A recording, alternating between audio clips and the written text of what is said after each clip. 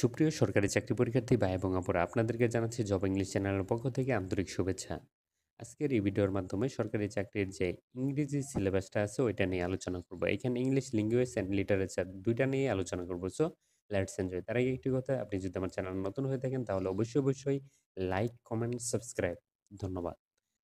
আপনি জেনে খুশি হবেন যে বাংলাদেশের যারা সরকারি চাকরির প্রস্তুতি নিচ্ছে এদের ভিতরে 90% তারা ভালোভাবে ইংলিশ লিটারেচার এবং ল্যাঙ্গুয়েজের সিলেবাসটা জানে না। যার ফলে তারা অনেক পড়েও একটা স্ট্রং প্রিপারেশন নিতে পারছে না। সুতরাং প্রিপারেশন শুরু করার পূর্বে আপনাকে অবশ্যই ভালোভাবে আগে সিলেবাসটা বুঝে নিতে হবে।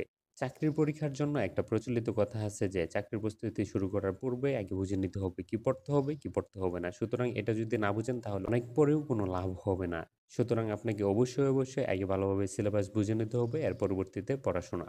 এই ভিডিওতে আমি ইংলিশ ল্যাঙ্গুয়েজ এবং লিটারেচারের সিলেবাসের পাশাপাশি যে বুক লিস্ট আছে ওইটা নিয়েও আলোচনা করব। So let's enjoy.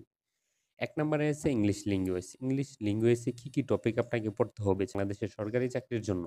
দেখুন ১ নম্বরে আছে পার্টস অফ স্পিচ। এখানে পার্টস অফ স্পিচের ভিতরে সবসময় থাকে noun, pronoun, verb, adverb, preposition, conjunction, interjection এগুলো থাকে। কিন্তু এইখানে আরো বিস্তারিতভাবে তারা দিয়ে দিয়েছে। যেমন দ্যা নাউন, নাউনের ভিতরে আপনাকে অবশ্যই এই ৩ টা বিষয় পড়া লাগবে। যেমন ডিটারমিনার, জেন্ডার, নাম্বার। প্রনাউন পড়তে হবে, দ্য ভার্ব পড়তে হবে। ভার্বের ভিতরে আবার অনেকগুলো বিষয় আছে, সবগুলোই পড়া লাগবে। The finite verb, non finite verb, transitive verb, intransitive verb, participles, infinitives, gerund, the linking verb, phrasal verb, modal এই সবগুলোই আপনাকে পড়তে হবে। এর পরবর্তী আছে অ্যাডজেক্টিভস, অ্যাডভার্ব, প্রিপোজিশনস, কনজাংশন এগুলো পড়তে হবে। ২ নম্বর আছে ইডিয়মস অ্যান্ড ফ্রেজেস। এইখানে আপনাকে পড়তে হবে meanings of phrases, kinds of phrases, identifying phrases. ৩ নম্বরে আছে ক্লজেস। ক্লজেসে আপনাকে পড়তে হবে the principal clause, the subordinate clause, the noun clause, the adjective clause, the adverbial clause and its types.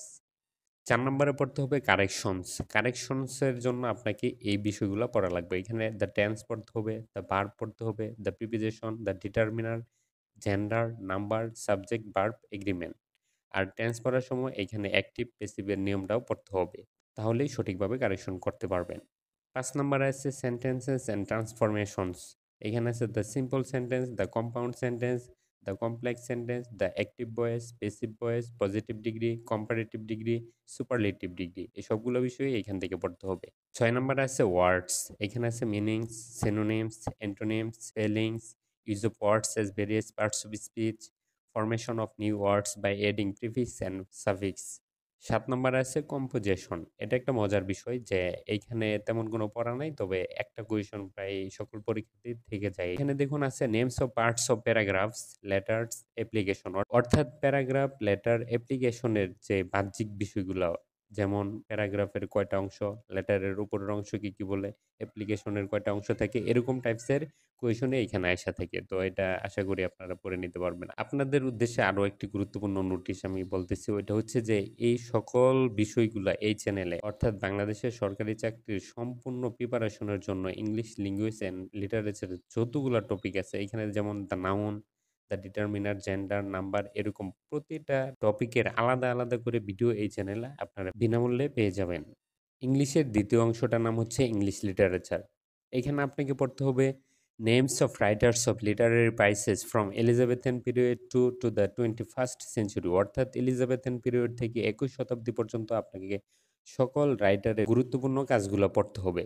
এখানে কাজগুলো পড়ার পাশাপাশি গুরুত্বপূর্ণ ড্রামা, পোয়েট্রি ইত্যাদির যে গুরুত্বপূর্ণ কোটেশনগুলো আছে এগুলো পড়া লাগবে। একটা মজার বিষয় আছে যে ইংলিশ লিটারেচার যেহেতু এটা আমাদের সাহিত্য না, সুতরাং এইখান থেকে তেমন ডিপলি কোয়েশন আসে না।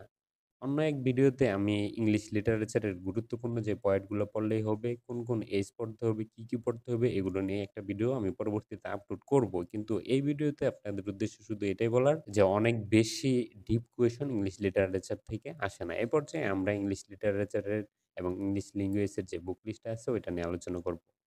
ইংলিশ ল্যাঙ্গুয়েজের জন্য আপনারা এই ৪ টার যেকোনো ২ টা বই পড়তে পারেন অথবা একটা বই ভালোভাবে পড়লেও হবে। কিন্তু এক বই দিয়ে সবকিছু কভার হয় না। এই বইগুলোর পাশাপাশি যদি আপনাদের নিজস্ব কোনো বই থাকে ওইটা পড়তে পারেন। এখানে দেখুন ১ নম্বরে আছে ইংলিশ ফর কম্পিটিটিভ এক্সাম। এটা হচ্ছে ফজলুল হকের বই। এটাই আমি সর্বপ্রথম সাজেস্ট করব। দ্বিতীয়তে আছে miracle applied English grammar and composition PC Das. Masters English by Jahangir Alam. এই ৪ টার যেকোনো ২ টা পড়তে পারেন। তবে আমি ১ নাম্বারটা একবারে মোস্টলি সাজেস্ট করব। আর ইংলিশ লিটারেচারের জন্য আপনারা এই ৪ টার যেকোনো ২ টা বা ১ টা পড়তে পারেন। যেমন an ABC of English literature, doctor Mohammad Mofizur Rahman, handbook on English literature, Sharif Hossain Ahmed, miracle English literature, a basis to the English language. তবে এইখানে আমি ৪ নাম্বারটা এবং ২ নাম্বারটাই সাজেস্ট করব। তবে যদি আপনারা একটা বই পড়েই যথেষ্ট জ্ঞান অর্জন করতে চান তাহলে মিরাকল ইংলিশ লিটারেচারটাও পড়তে পারেন। তো চাকরির পরীক্ষায় আপনি চাকরি পাবেন আর একজন চাকরি পাবে না। এর ভিতরে যে পার্থক্যটা ওইটাই তৈরি করে দেয় ইংলিশ ল্যাঙ্গুয়েজ এবং লিটারেচারে। সুতরাং ইংলিশে ভালো করলেই কেবলমাত্র একটি চাকরির আশা করা যায়। তো আজকের ভিডিওটি এই পর্যন্তই। আমি আবারও আপনাদের উদ্দেশ্যে বলতেছি এই চ্যানেলে ইংলিশ লিটারেচার এবং লিঙ্গুইস্টের যতগুলো টপিক আছে প্রত্যেকটা টপিকের উপর বিনামূল্যে ভিডিও আপনাদের জন্য আপলোড করা হবে। সো চ্যানেলটি সাবস্ক্রাইব করার আহ্বান থাকবে। ধন্যবাদ।